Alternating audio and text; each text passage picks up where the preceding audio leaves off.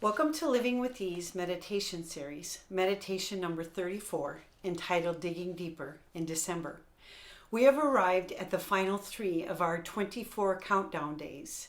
Everyone's schedule is increasingly becoming hectic as Christmas quickly approaches. For that reason, I have condensed the final meditations and will conclude with a holistic frequency piece from my spontaneous Christmas keyboard collection recorded in 2012. Meditation number 34 begins with a pertinent now word from Luke chapter 22. I will conclude with a holistic frequency infused, spontaneously recorded, Holy Spirit inspired instrumental piece entitled O Come Medley. Luke 22 verse 1 through 6 begins the onset of Judas's betrayal.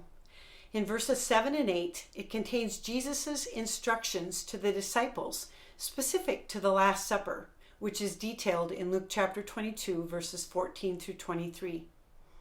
Then he raised a cup and gave thanks to God and said to them, "Take this and pass it on to one another and drink.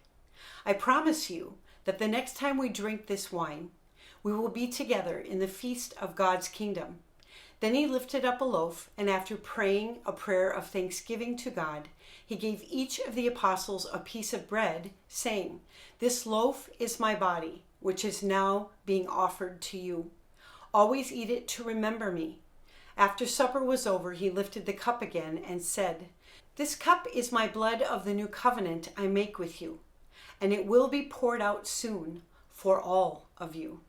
This December, as we dig deeper in the midst of individual seeking and family gatherings, most definitely include partaking in communion and remembrance of all Jesus purchased with his body and his blood for all who would believe and receive, in remembrance and celebration of the one who is the King of Kings on the throne of our hearts and lives.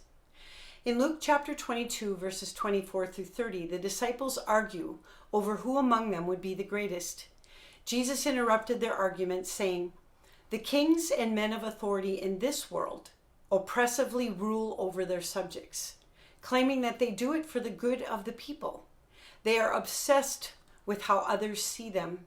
But this is not your calling. You will lead by a different model.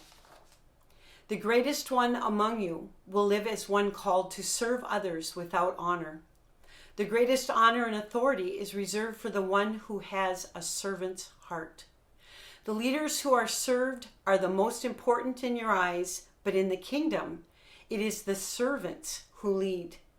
Am I not here with you as one who serves? Because you have stood with me throughout all the trials and ordeals, I am promising you the kingdom that the Father has promised me. And we will celebrate in this kingdom, and you will feast with me at my table.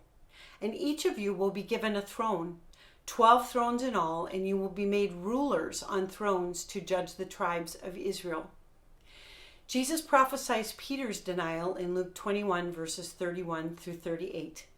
The account of Jesus praying in the Garden of Gethsemane is recorded in verses 39 through 46. Judas betrays Jesus in verses 47 through 53, and Peter denies Jesus, 22 verses 54 through 61. Jesus is mocked and beaten in verses 63 and 64, and is taken before the Jewish council in verses 66 through 71. It's wisdom to revisit these accounts in the midst of digging deeper. In December, as reminders of the fullness of Jesus' mission when he came to earth as an infant, we should be filled to overflowing with immeasurable and infinite thanksgiving and praise, gratitude and rejoicing to the wonderful one, the extraordinary strategist, the mighty God, the Father of eternity, and the Prince of Peace. Be abundantly blessed.